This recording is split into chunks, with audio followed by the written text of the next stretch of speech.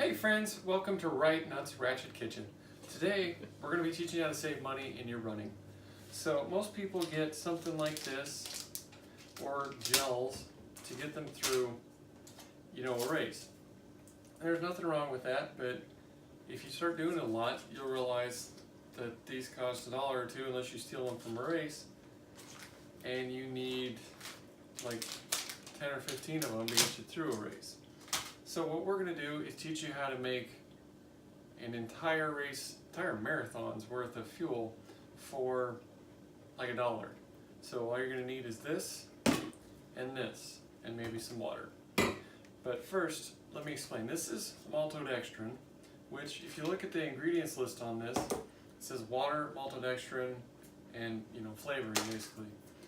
So we're cutting out the middleman, as it were, and just going straight to the source. Now you can get this at like a brew house or order it online. We got it in a 50-pound bag, which is crazy, but it's in the freezer over here. And we also got some fructose, which if you look at, not this one in particular, but some of them have the fructose because the maltodextrin is more complex and takes a while to break down, and the fructose just hits you.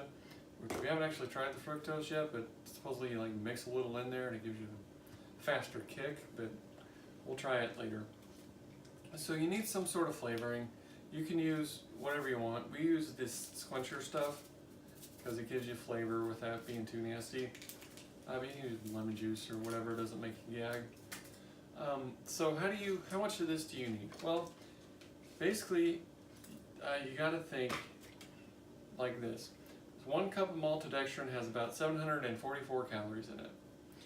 And I forget what it is exactly, but it's like one gram of carbs per kilogram per hour or whatever, if you're into that weird voodoo metric system.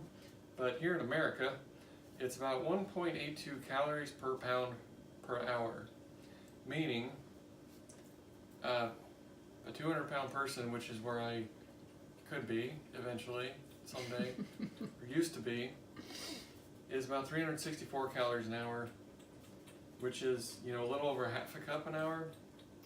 So you can use whatever measuring cups you want, but I got these ones that we got out of a protein powder box a while ago that are about 1/3 a cup. So basically 2 of those per hour for however long you're going to be racing. So you kind of need to have write that down. You can use it for how far you're going, how much you weigh, whatever. So basically, for a marathon, I expect to come in at, around 4.5 hours. The lunchbox is longer, but she doesn't weigh as much, so it evens out. So the problem with these is you can fit 8 of these in here, and it is tough to get much of water or anything in there. So what we have to do is boil it down and make a syrup. But if you're doing a half marathon and you only have to put 4 scoops, you can just shake it or anything less. Now I've used these all the way up to a 100K actually.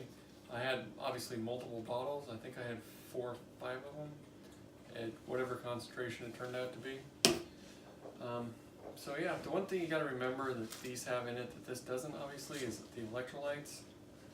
So use salt stick or salt tabs or some other thing. Just this way you don't just take a predetermined package.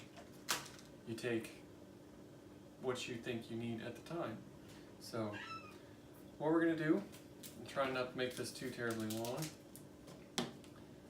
is put your flavoring in there, squencher, and it's a little more complicated when you have to boil it, so we'll do the complicated, but do 1,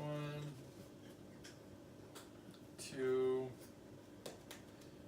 you gotta wash your bottles off because this stuff is like nasty sticky before you go into the race. 3, 4.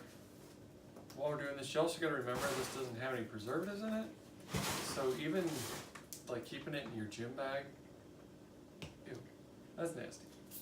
Like from the morning, if you're gonna run at night, that's not a very good plan because it will spoil and get nasty, and it will ferment, and you're gonna have a bad day. So So we put our half in, and this is what I would do for a half marathon. But just to keep it easier, so it kind of pumps, you put half of it in there. Give it a good shake.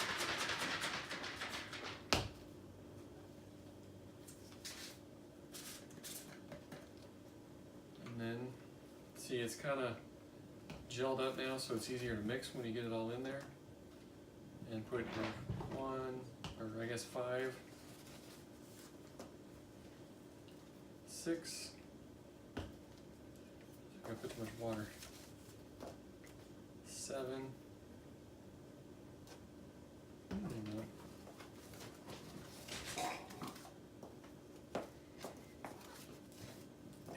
8, kind of.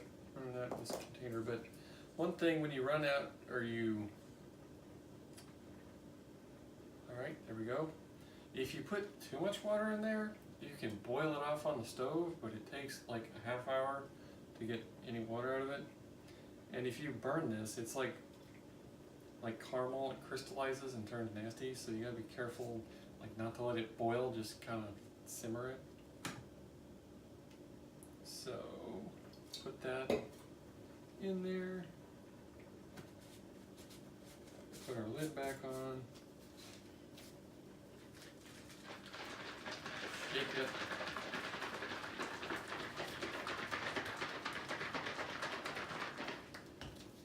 Alright, and now we will hope for the best, and we'll show you how to boil it down, and we'll show you also why we boil it. So this is why you boil it. Now you can probably get away without doing it if you want to, but it's not going to turn into a smooth syrup if you don't. So there's just chunks in there because it's like super saturated. Mm-hmm.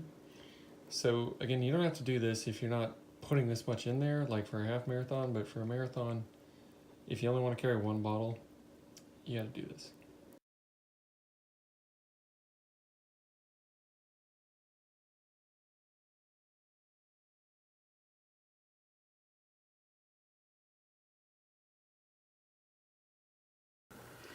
Alright, here we are. You can see everything's dissolved, and it's just on the verge of boiling, which is kind of where you want to stop. If you do put too much water in there, you can boil over, or I mean boil it down, but it's best to try and avoid that situation. Alright. Okay. Excuse the dirty sink.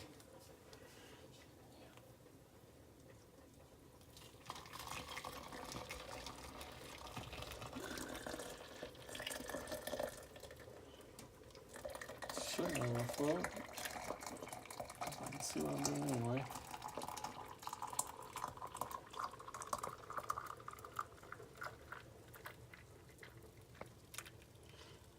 Look at that. Perfection.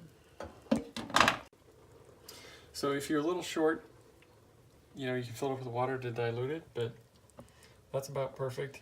One thing, you gotta keep it in the fridge overnight if you're making it the night before. And